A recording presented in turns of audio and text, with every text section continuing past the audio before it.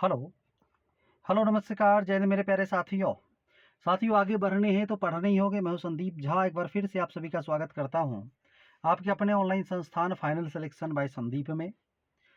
मेरे प्यारे साथियों, मैं आपको बताना चाहूँगा कि मैं अभी स्टूडियो से बहुत ही दूर हूँ, जिस कारण से आपकी जो क्लासेज़ हैं, वो सही तरीके से नहीं हो पा रही है। बहुत ही जल्द 1-2 दिन आप बस सकारात्मक सहयोग कीजिए फिर आप लोगों का जो क्लास है ना, वो सही तरीके से प्रारंभ हो जाएगी। खैर कोई बात नहीं, हम लोग बढ़ाते हैं अपने आज के सेशन को आगे। और आगे जो हम लोग बात करने वाले हैं परसेंटेज में क्वेश्चंस की। इससे पहले हम लोग बेसिक जो परसेंटेज का होना चाहिए उस पे हम लोग बात कर चुके थे इससे पहले वाले सेशन में। अगर आपने नहीं देखा है तो उस सेशन को आप देख लीजिएगा, है ना। और आशा करते हैं आपने उस सेशन को देख ही लिया होगा। तो आज हम लोग क्वेश्चंस की बात करेंगे। और यह जो सेशन है आपका बीपीएससी मेंस जीएस पेपर 1 के अंतर्गत जो डीआई पूछे जाते हैं, स्टैटिक्स प्लस डीआई जो है, उसका नए पैटर्न को अगर आप देखें तो उसमें आपको मुख्य रूप से परसेंटेज हो गया, औसत हो गया, अनुपात समानुपात हो गया, लाभ हानि हो गया। ये 4 जो टॉपिक हैं उस पे एक विशेष समझ होनी चाहिए, क्योंकि ये समझ के उपरांत ही आप जब डीआई को शुरुआत करते हैं तो आपको डीआई बनाने में थोड़ी सी भी परेशानी नहीं होती है, ज़रा सी भी समस्या नहीं होती है। तो हम लोगों ने इससे पहले परसेंटेज के सेशन में देखा था कि परसेंटेज में क्या-क्या हमें मूलभूत जानकारियाँ होनी चाहिए। आज उन जानकारियों का उपयोग हम लोग क्या करेंगे तो अपने प्रश्नों को बनाने में करेंगे। मेरे प्यारे साथियों, जैसा कि मैंने आपको बताया था कि मैं प्रश्न को पहले यहाँ पे क्या किया हूँ, सॉल्व कर लिया हूँ कॉपी पे, और उसको हमने इस पे लगा दिया है, ताकि क्योंकि ये जो पेन है जिससे मैं ये लिखता हूँ, ये सही तरीके से जो है काम करता है नहीं, है ना। तो इसलिए यहाँ पे मैं बनाता तो टाइम बहुत ज़्यादा लगता, और फिर हो सकता था कि वो चीज़ें सही तरीके से लिखा नहीं पाती। तो मैं पहले इस पे सॉल्व कर लिया हूँ, और हम लोग एक-एक प्रश्नों को करके, है ना, बेसिक से लेके मॉडरेट से लेके टफ से लेके, मतलब जो भी है, आज का सेशन ये महत्वपूर्ण है परसेंटेज को लेके। इसके अलावा आपको परसेंटेज में और कुछ भी, है ना, ज़्यादा करने की आवश्यकता है नहीं, क्योंकि आप बीपीएससी में डीआई का तैयारी कर रहे हैं, है ना, ना कि आप बिहार एसएससी का। ठीक है, चलिए तो हम लोग पहले प्रश्नों पे आते हैं। पहला प्रश्न मेरे प्यारे साथियों देखिए, ये रहा आपके सामने, है ना। प्रश्न कहता है कि 40 का, देखिए, है ना, ये काम ही नहीं कर रहा है, हिल-डुल रहा है, ये क्या हो गया।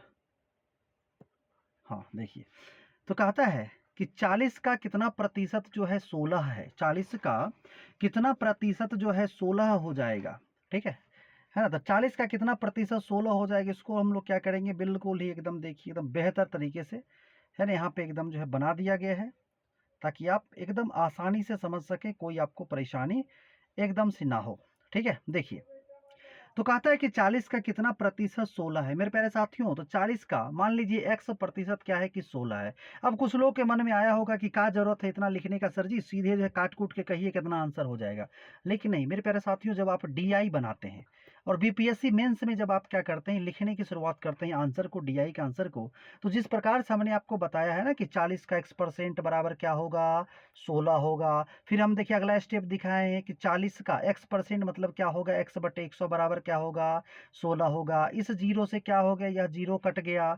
तो बिल्कुल आपको यही स्टेप को फॉलो करना है। अगर आप इस स्टेप को फॉलो नहीं करेंगे तो डीआई में आपको 72 में से एकदम 72 नंबर मिलेगा, है ना। 72 समझते हैं जी, मतलब एकदम बेकार से नंबर मिलेगा। ठीक है, इसलिए आपको क्या करना है, स्टेप करना है।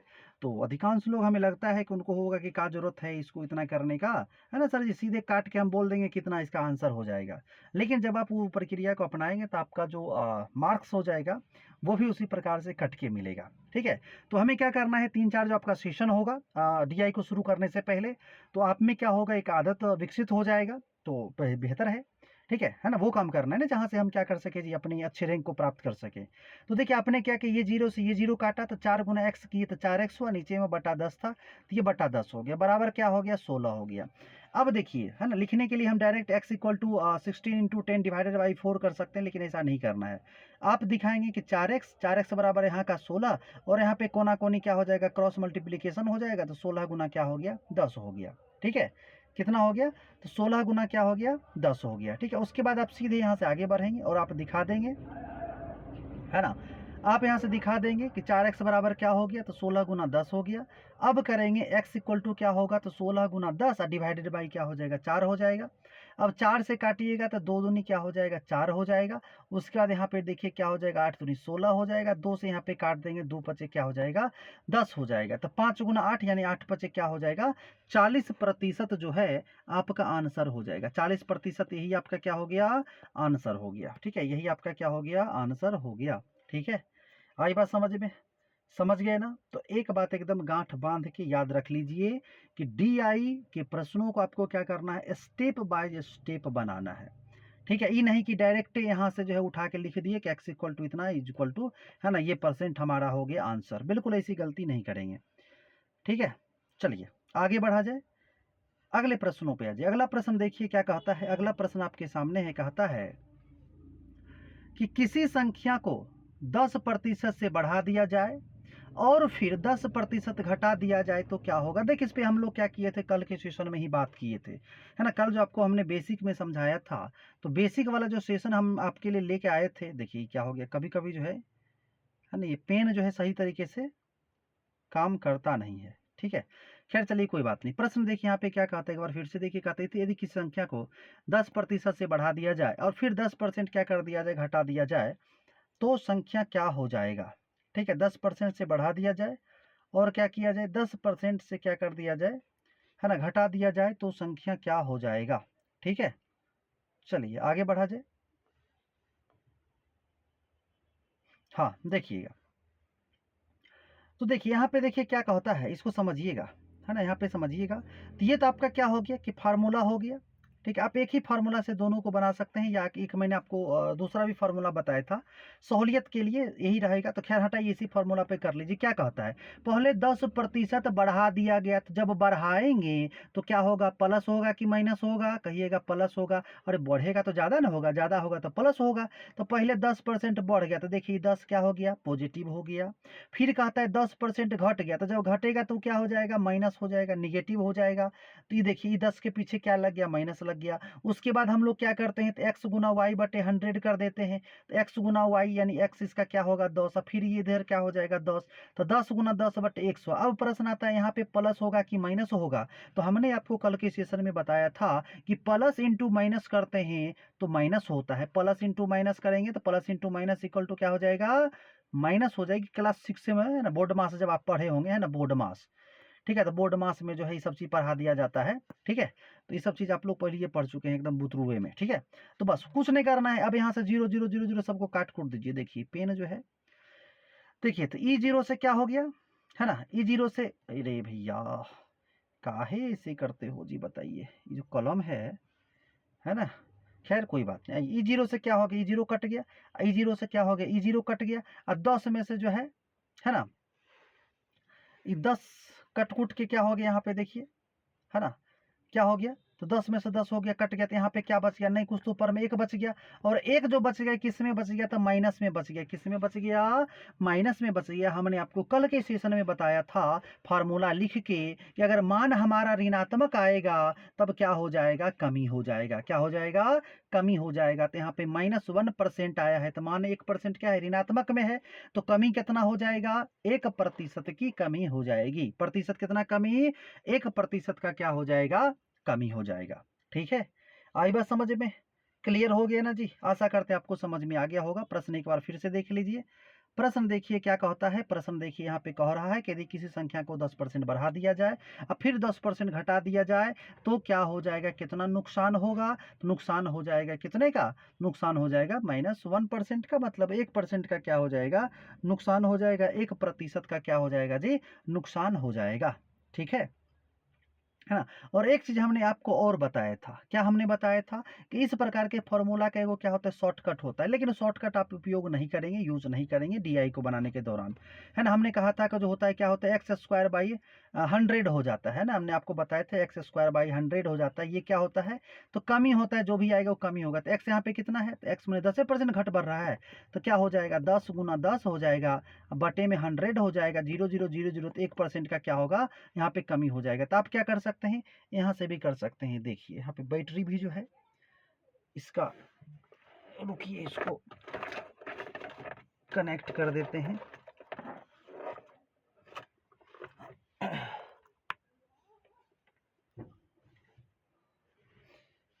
ठीक है, चलिए कनेक्ट तो किए हैं, पता नहीं कनेक्ट हुआ कि नहीं हुआ। तब तक में तो हम लोग है ना शूट कर लेंगे। चलिए आगे बढ़ा जाए, ये चीज़ हो गया ना जी। आइए आगे बढ़ते हैं, अगले बिंदु पे हम लोग चर्चा करते हैं, अगले प्रश्न पे आते हैं। अगला क्वेश्चन देखिए आपके सामने क्या हो जाएगा। अगला क्वेश्चन देखिए कहता है, अगला क्वेश्चन है कि किसी कक्षा में 35 लड़के तथा 15 लड़कियां हैं, है ना। लड़की देखिए कम है ना, लड़का क्या है ज़्यादा है। कहता है किसी कक्षा में क्या है कि 35 गो लड़का है अब 15 गो लड़की है, उस कक्षा में लड़कियों का जब प्रतिशत हो जाएगा निम्नलिखित में कौन होगा। मतलब यहाँ पे ऑप्शन था वो सब हटा दिया गया है कि ऑप्शन की क्या जरूरत है जी, है ना। आप पदाधिकारी बनने जा रहे हैं, है ना, और आपको ऑप्शन की क्या आवश्यकता है ना। ठीक है, चलिए तो ये आपका क्या हो गया, प्रश्न हो गया। कहता है किसी कक्षा में 35 गो लड़का है अब 15 गो लड़की है। कितना है जी, किसी कक्षा में 35 गो लड़का है 15 गो लड़के, तो उस कक्षा में लड़कियों का प्रतिशत कितना होगा। ठीक है, लड़कियों का प्रतिशत कितना होगा। तो देखिए एकदम फटाक से आप बना दीजिएगा। क्या कहता है, लड़कियों का प्रतिशत बराबर क्या होगा, तो लड़कियों की संख्या बटे कुल छात्र गुना क्या हो जाएगा, 100 हो जाएगा। ठीक है, तो लड़कियों की संख्या 15, कुल छात्र यानी 35 गो लड़का है 15 गो लड़की है, गुना क्या हो जाएगा 100। तो 15 बटे कितना होगा, 35 5 40 10 50, यानी 15 बटे 50 गुना 100। अब 50 से क्या हो गया, कट गया, 50 दूनी 100, तो 15 गुना 2 यानी 30% क्या हो गया, आपका आंसर निकल कर चला आया। ठीक है, आई बात समझ में, क्लियर हो गया ना जी। चलिए बहुत बढ़िया, एकदम सही। अगले क्वेश्चन पे आ जाइए। अगला क्वेश्चन देखिए क्या कहता है। अगला क्वेश्चन आपके सामने कहता है कि एक विद्यालय में उत्तीर्ण होने के लिए एक परीक्षार्थी को पूर्णांक का 33% अंक प्राप्त करता है, उसे 225 अंक मिलता है और वह 6 अंक से क्या हो जाता है, असफल हो जाता है। ठीक है ना, 225 नंबर लाया 6 नंबर से क्या हो गया, फेल हो गया, तो परीक्षा का पूर्णांक क्या हो जाएगा। ठीक है, तो आपसे यहाँ पे कह रहा है कि एक विद्यालय में उत्तीर्ण होने के लिए एक परीक्षार्थी को पूर्णांक का क्या चाहिए, तो 33% अंक प्राप्त करता है ना। 33% अंक प्राप्त किया, बेचारा उलाया 225 नंबर और 6 नंबर से क्या हो गया, फेल हो गया, असफल हो गया। तो उसका जो फुल मार्क्स था, पूर्णांक जो था वो कितना हो जाएगा, है ना। पूर्णांक जो है वह कितना हो जाएगा। चलिए आगे बढ़ा जाए, पहले से एकदम यहाँ पे बना हुआ है, बस आप समझते चल रहिए। कहे कि कलम तो कितना काम करता है वो भी आप ही देख रहे हैं। देखिए कहता है कि पास का पूर्णांक क्या कहता है कि 33% है ना। अंक मिला कितना 225, असफल कितना से हो गया, तो 6 अंक से, है ना। पास होने के लिए कितना चाहिए था, 33% चाहिए था, बेचारा 225 लाया, 6 नंबर से फेल कर गया। मतलब अगर वह 33% ले आता तो पास कर जाता, अब 33% लाने के लिए उसको 225 के साथ साथ 6 नंबर और लाना होता। तो कुल मिला के आप क्या समझे कि 33% बराबर 231, 33% बराबर कितना हो गया, 231 हो गया। तो 1% बराबर कितना हो गया, कहिएगा 231 बटे 33 हो गया। और पूर्णांक अपने आप में क्या होता है, 100% होता है। जब 100% होता है तब क्या हो जाएगा, 100% बराबर क्या होगा, थोड़ा सा इसको ऊपर कर दीजिए। ठीक है, 100% बराबर क्या हो जाएगा, यहाँ पे देखिए, तो 100% बराबर क्या होगा, 231 है ना, बटे 33 गुना 100। तो 33 से काटिएगा तो 323, 323 2 क्या हो जाएगा आपका 23 हो जाएगा। तो 7 बार में कट गया, तो 7 गुना 100 बराबर 700। तो कुल पूर्णांक बराबर कितना हो जाएगा, 700 हो जाएगा। कितना हो जाएगा जी, 700 हो जाएगा। एक बार इसको फिर से आप तेजी से तनी देख लीजिए। देखिए, है ना, जहाँ पे कलम का काम नहीं करना चाहिए वहाँ पे करता है, जहाँ पे कहिएगा करो वहाँ पे बोलेगा हम नहीं करेंगे। ठीक है, चलिए तो देखिए कहता है पास होने के लिए 33% अंक चाहिए था, बुतरू 225 को नंबर लाया, 6 नंबर से फेल हो गया। अगर ये दोनों को मिला दीजिएगा, है ना, ये दोनों नंबर उसको आ जाता, 225 के साथ में 6 भी, तो बेचारा पास कर जाता। और पास कर जाता तो क्वेश्चन ही नहीं बनाने की जरूरत पड़ता, लेकिन वो बुतरू पास किया नहीं। खैर कोई बात नहीं बुतरू, अगला बार तुम बैठना एग्जाम में 6 नंबर ज्यादा ला के पास कर जाना। खैर आइए अगले क्वेश्चन पे आ जाइए, है ना। अगला क्वेश्चन देखिए क्या कहता है। अगला क्वेश्चन जो है क्या कहता है, क्वेश्चन जो है ये क्वेश्चन में 2 गो क्वेश्चन है। अच्छा, पहले विद्यार्थी वाला है और चीनी वाला फिर से, चलिए कोई बात नहीं है। ना, यहाँ पे 2 क्वेश्चन है जिसमें से हम लोग क्या करेंगे, एगो क्वेश्चन को देखेंगे। ठीक है, तो हम लोग यहाँ पे देखेंगे कि एक विद्यालय में कुल 600 विद्यार्थी है। कितना है जी, तो एक विद्यालय में कुल 600 विद्यार्थी है, जिसमें से 72% क्या है, हिंदू है, 16% मुसलमान है, 3% सिख है, शेष जो है वो ईसाई है। तो हिंदू मुस्लिम सिख ईसाई आपस में हम भाई भाई, है ना। बुतरू जब थे ना जी, तो स्कूलवा में खूब नारा लगवाता था ये सब, ठीक है ना। शहीदों तेरी अरमानों को मंजिल तक पहुंचाना है, ठीक है। सबको लगता था कि मंजिल सु मंजिल पे जाएंगे, बस शहीद का अरमान पहुंच जाएगा, ठीक है ना। बाद में पता चला अच्छा तो बात यहाँ पे कुछ और था, है ना। ठीक है, तो हिंदू मुस्लिम सिख ईसाई आपस में हम भाई भाई। तो यहाँ पे देखिए कहते हैं विद्यालय है जिसमें 600 विद्यार्थी है। कितना है जी? 600 विद्यार्थी है, जिसमें से 72% क्या हो जाएगा आपका हिंदू हो जाएगा, 16% क्या हो जाएगा मुसलमान हो जाएगा, 3% सिख होगा, बाकी का जो बच गया ईसाई है। तो ईसाई की संख्या क्या हो जाएगी, है ना। ईसाई की संख्या क्या हो जाएगी, इस क्वेश्चन को हम लोग आगे देखेंगे, है ना। ये वाला अगला आगे देखेंगे, पहले इस क्वेश्चन को देख लीजिए। तो जब हम इस प्रश्न की बात करें तो आइए आगे बढ़ते हैं और देखिए यहाँ पे क्या कहता है, ध्यान से समझिएगा। कहता है कुल विद्यार्थी कितना है, तो कहिएगा कुल विद्यार्थी आपका कितना हो जाएगा, 600 हो जाएगा। हिंदू कितना है, तो 600 का 72% निकालिएगा, तो 600 गुना 72/100, और जीरो से जीरो देखिए ये कट गया, तो 72 गुना 6 कितना हो गया, तो 432 हो गया। तो हिंदू कितना, 432, बहुत बढ़िया। उसके बाद मुसलमान, तो मुसलमान की बात कीजिएगा तो 600 का 16%, तो जीरो से जीरो ही कट गया, दोनों जीरो कट गया, तो 16 गुना 6 क्या हो जाएगा, 16 96 हो जाएगा। क्या हो जाएगा, 96 हो जाएगा। मुसलमान क्या हो गया, मुसलमान हो गया 96 गो। कितना हो गया जी, 96 हो जाएगा। चलिए अब सिख की बात कर लेते हैं। 600 का 3%, जीरो से जीरो कट गया, 6 के 12, 6 तिहाई क्या हो जाएगा, 18 हो जाएगा, है ना। 6 3 जा 18 हो जाएगा अगर अंग्रेजी मीडियम में बात की जाए तो, ठीक है। तो यहाँ तक हो गया। तो अब देखिए ईसाइयों की संख्या क्या होगा, तो समझने वाली बात है। ईसाई की संख्या क्या होगा, तो कुल अब माइनस हिंदू मुस्लिम सिख, तो कुल कितना 600, हिंदू मुस्लिम सिख कितना 432, 96 प्लस 18, तो 600 में से घटा दीजिए 546, तो आंसर क्या हो जाएगा, आंसर हो जाएगा मेरे प्यारे साथियों 54। आपका जवाब क्या होगा, 54 हो जाएगा। 54 क्या हो जाएगा, आंसर हो जाएगा। समझ गए, है ना। अरे समझे कि नहीं समझे, नहीं समझे तो एक बार फिर बढ़िया समझ लीजिए। देखिए क्या कहता है, बताइए। जहाँ काम करना चाहिए वहाँ काम नहीं करता है, और जहाँ नहीं करना चाहिए, अभी देखिए अब ऊपर नीचे कर रहे हैं, तो करो लगे मतलब काहे इसे करते हो जी। खैर कोई बात नहीं। कहता है एक विद्यालय में 600 विद्यार्थी था, जिसमें 72% हिंदू, 16% मुसलमान और 3% सिख और शेष ईसाई हो जाएगा। ईसाई की संख्या क्या होगी, तो हमने क्या किया, सबका परसेंटेज निकाल दिया, हिंदू का निकाल दिया। 600 का 72% कितना निकल के आ गया जी, कितना निकल के आ गया, तो निकल के आ गया 432 आ गया। मुसलमान का 16% 96 आ गया, और सिख का 18 आ गया। ये तीनों को क्या कर दिए, जोड़ के, और 600 में से घटा देंगे, तो जो बच जाएगा वही क्या हो जाएगा, ईसाई हो जाएगा। जो बच जाएगा वो क्या हो जाएगा, ईसाई हो जाएगा। तो ईसाई की संख्या क्या हो गया, 54 हो गया, 54 हो गया, ठीक है। आइए अगले क्वेश्चन पे आ जाइए। अगला क्वेश्चन देखिए मेरे प्यारे साथियों, आपके सामने ये रहा प्रश्न। कहता है यदि चीनी का भाव पहले 25% बढ़ जाए तो कितना खर्च कम कर दें कि खर्च जो है पहले के बराबर रहे। हमने आपको कल के सेशन में, है ना, कल के सेशन में हमने आपको एगो फार्मूला बताया था। क्या बताया था, तो ये देखिए कितना आसान फार्मूला बताया था। थोड़ा सा ऊपर आ जाओ। क्या कहता है कि 25% चीनी का दाम बढ़ गया है, तो कितना बढ़ गया, हम आपको क्या बोले थे, कितना बढ़ गया, तो ऊपर हो जाएगा। कितना में बढ़ा, तो 100 में बढ़ा, गुना कितना से कर देंगे, 100 में कर देंगे, आंसर निकल कर चला आएगा। देखिए वैसे इसको आप शॉर्टकट में भी कर सकते हैं, फटाक से आंसर आ जाएगा, ठीक है ना। कितना परसेंट होगा, लेकिन उसकी हमें आवश्यकता है नहीं, है ना। उसकी जो है हमें आवश्यकता है नहीं जब आप डीआई को करते हैं।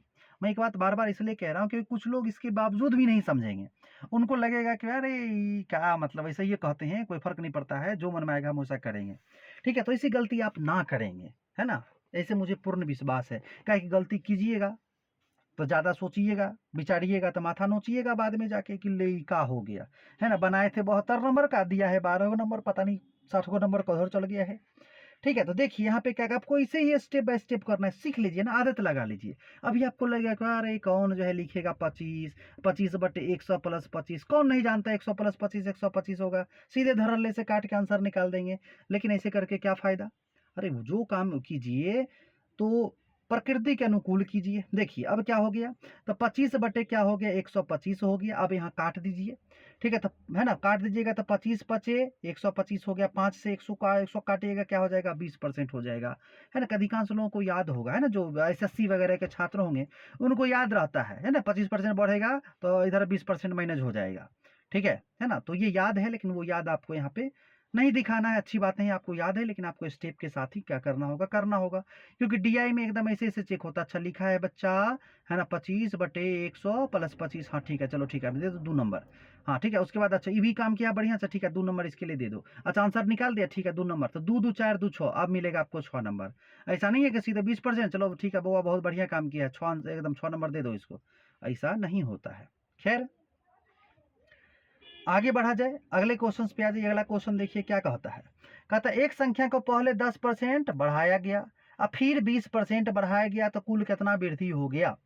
ठीक है, एक संख्या को क्या किया गया, पहले 10% बढ़ाया गया और 10% बढ़ाने के बाद एक संख्या को पहले क्या किया गया, 10% बढ़ाया गया और 10% के बढ़ाने के बाद में क्या किया गया, फिर से 20% बढ़ा दिया गया। तो आप हमें बताइए कि मूल संख्या में कितनी वृद्धि हुई। यानी पहले कितना बढ़ाया, 10% बढ़ाया और फिर कितना बढ़ाया, 20% बढ़ाया। तो आप क्या कर लेंगे, आप एकदम फटाक से बना लेंगे, कहीं कोई दिक्कतें नहीं है जी आपको।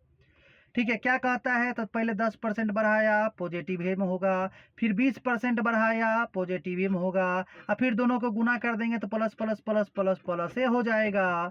ठीक है, आई बात समझ में, है ना जी। तो क्या इसका आंसर हो जाएगा, क्या इसका आंसर हो जाएगा, तो देख लीजिए तो क्या हो जाएगा, 10 + 20 और प्लस 10 × 20, यानी 0 से 0 कट गया, 0 से 0 कट गया, है ना, 2 हो जाएगा तो क्या होगा, 20 10 30 और 2 क्या हो जाएगा 32। तो क्या हो जाएगा, 32% क्या हो जाएगा, इसका आंसर हो जाएगा। ठीक है, आई बात समझ में, क्या हो जाएगी, इसका आंसर कितना हो जाएगा जी, 32% हो जाएगा। ठीक है, चलिए तो आशा करते हैं आपको इतना बात समझ में आ गया होगा, है ना। समझ में आ गया हो तो बताइए, लाइक और शेयर करने के लिए बोलना पड़ेगा जी आपको।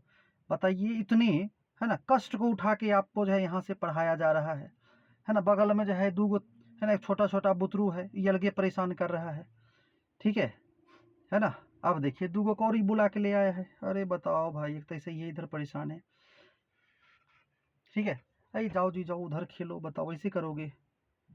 ठीक है, बता इतना जो है आपके लिए परेशानी उठाना पड़ता है, तो तनी जल्दी से जो है लाइक शेयर सब्सक्राइब करके सब लोग को कहिए। देखिए समस्या आपको हमेशा जीवन में रहेगा, ठीक है ना, लेकिन समस्याओं में आके अगर ये आप कह देते हैं कि अरे अब कैसे होगा, ये होगा, देखिए यहाँ से क्या है दिक्कत इस बात की है ना, हमने कहा था कि सारा क्लास यहाँ से हो जाएगा, लेकिन अफसोस इस बात की है कि सारा क्लास करके भी कोई फायदा नहीं है, क्योंकि वीडियो तो यहाँ पे क्या हो जाता है, उसको क्या बोलते हैं, है ना। देखिए 5% अब जो है ये भी दिखा रहा है, बहुत जल्दी ऑफ हो जाएगा। खैर जल्दी से हम लोग इसको कर लेते हैं, यहाँ तक हो गया ना जी।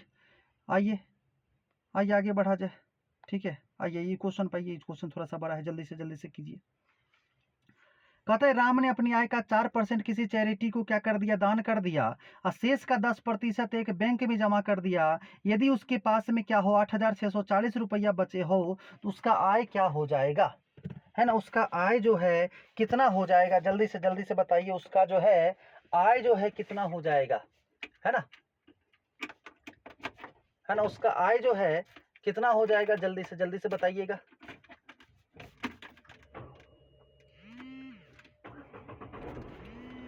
है ना, चलिए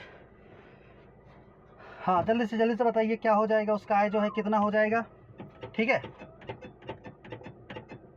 तो देखिए लाइट जो है कुल मिला के कट गया है और हम आपको पढ़ाने के लिए अब बैठ गए हैं गाड़ी में, स्टार्ट करके, कहे कि भी चार्ज था नहीं, बार बार ही बता रहा था कि अब ऑफ हो जाएंगे। ठीक है ना, बताइए देखिए जीवन में बड़ी समस्या है जी, क्या कीजिएगा। ठीक है, आइए क्या कहता है, देखिए राम ने अपनी आय का 4% किसी चैरिटी को क्या कर दिया है, हाँ दान कर दिया है, और शेष का 10% क्या किया है, वो बैंक में जमा कर दिया है। यदि उसके पास 8,640 रुपया बचा हो तो उसका जो आय जो है कितना हो जाएगा।